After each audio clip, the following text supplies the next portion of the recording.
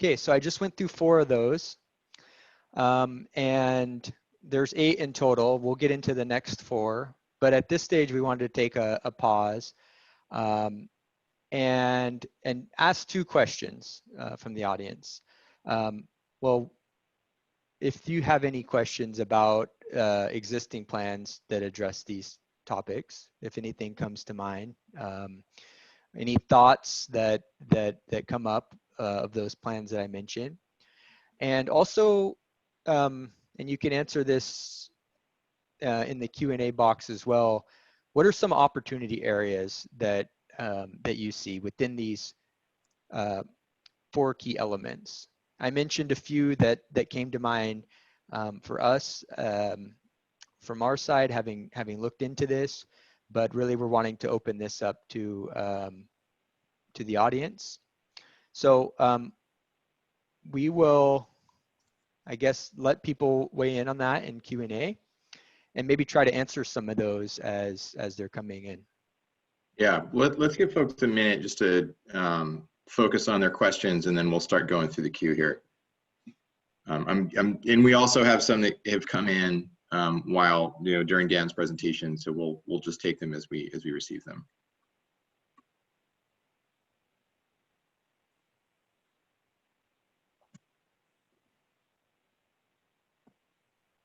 Okay, so I'll start. I'll go down the list. And again, I'm seeing lots of really great comments, and we'll have those, and we're going to have those in our notes and summary for the meeting. And we're not going to read aloud the comments just to be mindful of time. But thank you again for the folks who are contributing that. And again, a reminder: please use the Q&A rather than the chat. Okay, regarding clean and transportation plans, what are the key ideas and implementation plans to increase clean transportation options and accessibility for low-income and disadvantaged communities in the county?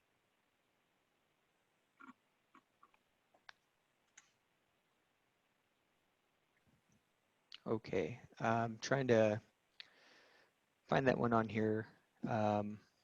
Should be at the top, Dan. Okay, thank you.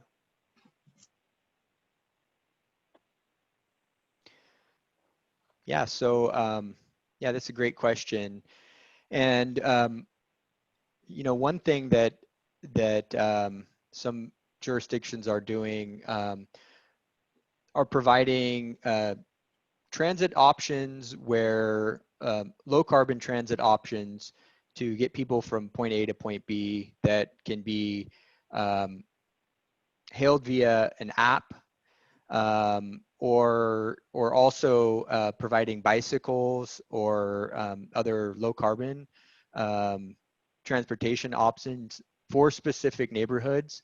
So I've seen some mobility plans that that actually look at needs from a geographic standpoint and hone in on specific census tracts and some of the needs there. And the identification of those low-income and disadvantaged communities is identified using the Cal EnviroScreen tool, and then we would basically find out the needs there and look at the existing infrastructure that's in those communities for transportation options, look at bike lanes potentially, look at bicycles or how people get to work.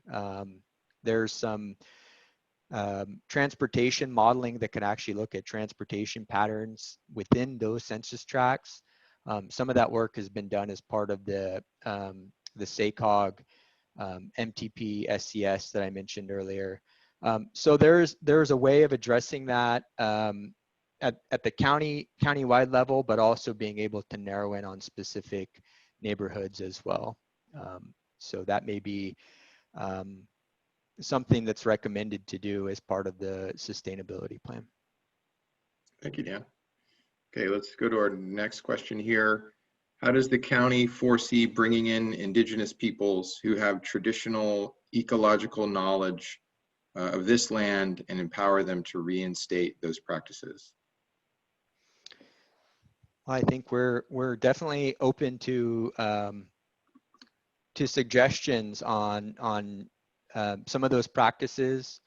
and reaching out to those communities and learning about some of those practices and seeing how those can be incorporated into the plan. So I think that's a good point, and it's something that will be considered as part of the plan.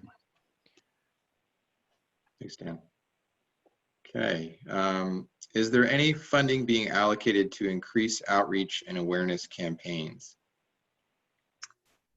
I was hoping for just a little bit more clarification on that question. I assume it maybe means towards this sustainability plan and sustainability awareness, kind of, as we mentioned, perhaps through the education element.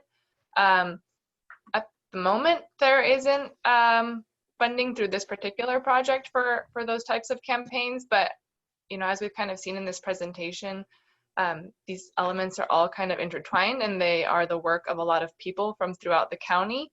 So I can say, the landfill, they do a lot of campaigns and outreach regarding some of the services they offer and why they're doing that. They have a really comprehensive recycling program.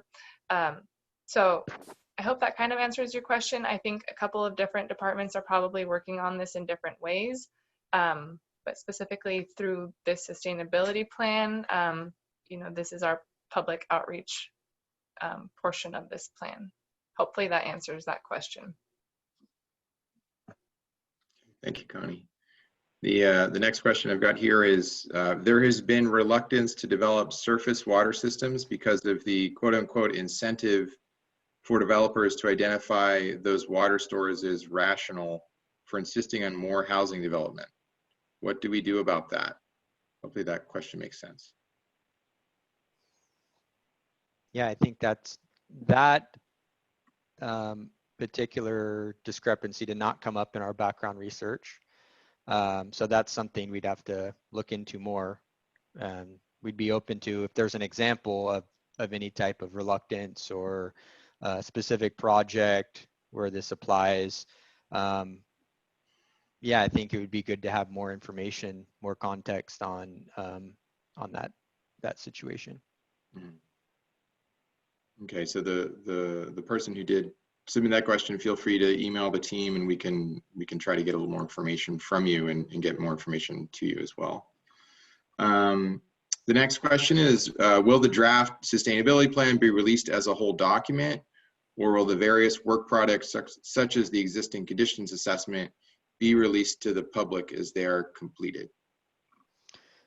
Yeah, so the idea here is that the sustainability plan, the final plan, which will be released, will have a few different components to it. It'll have the background research that's been done, and that's the existing conditions assessment, and then the recommendations as part of the plan. So that is what will be released at the same time. So there's some context to those recommendations, ideas, and where they came from as part of the gap analysis. Okay. Thank you, Dan. Next question is, to what extent will the development and execution of the sustainability plan result in an equitable, sustainable local food system that provides universal access to all residents to nutritious food?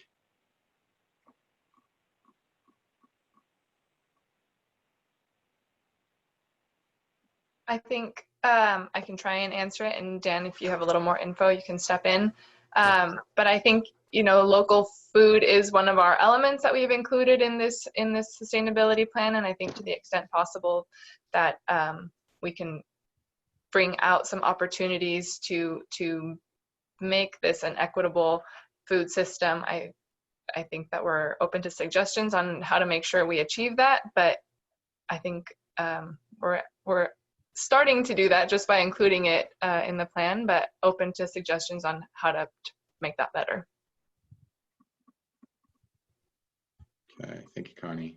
The next question is, how will you encourage local businesses to get on-site renewable energy? Is there an incentive of some kind? Yes, there are incentives. So at the statewide level, there are incentives for renewable energy generation. Really, one of the keys is having businesses understand the value proposition of installing on-site renewable energy, and that is a big part of that is reduction in energy costs. So if they're able to work with the solar provider, who in some cases can even install a solar project on a rooftop as part of a lease, where there's little upfront costs to the business owner, and they still get benefits out of it in the long term. It's connecting the dots on that, and within clean energy, there's a concept of hard to reach customers, which is, I guess, small and mid-sized businesses that they don't have departments that look into sustainability planning exclusively as part of their business operation. They may be open to the idea, but basically providing those resources and raising awareness of some of those options that are available is a way of connecting with those businesses who may be interested in installing those types of systems. So it's taking some of the guesswork out of pursuing that type of work just on their own, but really making a business case for why that's important to do. Thank you, Dan. The next question, we've got a couple more questions here. Davis already has REACH code approval for incentivizing electricity over natural gas in buildings. Could that be, could the county adopt that as well? Potentially. So I've seen the REACH codes that Davis has, and those have been, there's been REACH codes in place for a while in Davis, and those have been updated and become more stringent. There's a process to go through that of showing cost effectiveness, feasibility, and in short, it could be explored as part of Yolo County's addressing of buildings in the sustainability plan. I certainly think that's something that could be explored. Okay, thanks, Dan. There's a question, sort of a high-level question of what will be the schedule of revising the sustainability plan after this one is developed? Well, I don't think we know that at this time. Connie, do you want to maybe take that one? Sure. I think as we're making this, we're trying to put in some long-term and short-term goals. So there's some, perhaps some bigger items that we can try and take on in this plan, and some things that we can do more immediately. If it becomes apparent over time that the sustainability plan isn't meeting the needs that the community wants, and that we are wanting more from this, then at that time we can go back and update this. I don't think that at this moment there's any included timeline for updates to the plan, but it's something that can definitely happen. Okay. Alrighty. I'm gonna take a few more. We might not get to all of these because I do want to make sure we get through the full presentation here. A couple more. What can we do to plant more trees, especially fruit trees, in terms of food justice? I would say outreach and as much as we can reach out to people, teach people in school about the importance of trees and sustainability and why we grow them and the different benefits that they provide. So I think as much as possible, just teaching people about their importance. Mm-hmm. Is there anything else to add there, Dan? No, I think you, yeah, that's a really good point. Especially, I mean, that kind of overlaps with the education component, and making people aware of the benefits of that type of planting, and and even the local food connection. So I think that just really highlights the interaction between these different key elements. Okay, I'm going to take two more questions. One question is, gray water seems to be discouraged for homeowners to use their own home gray water. Is that a misconception? Well, I'd be interested in learning more about the discouragement part. If there's an example where it's discouraged, I've seen in the Sacramento area where some of the larger planned subdivisions intentionally use gray water for irrigation and planting, especially along some of the green belts and even within landscapes. There are basically they set up systems that have a centralized gray water system for that means. Now, one thing that will need to be looked into, and this is not gray water specifically, but it has to do with rainwater harvesting and collection, is that there may be some regulatory barriers there that need to be looked into if it's done on a large scale. I think that has to do with the amount of water that's harvested, and the concern there is about groundwater recharge and wanting to make sure that occurs. So there needs to be some more research done there, and it's an opportunity area, but one that will require some additional planning. Okay, thank you, Dan. Finally, here on water, what's the state of our groundwater tables and consumption levels of the county? Has this been assessed? Well, it hasn't been assessed as part of this plan. I'm thinking it's likely that has been looked into as part of groundwater planning in Yolo County. But I think you would have to refer to some of the technical analyses in those plans to know the specific water tables and where that's available or where there are potential challenges.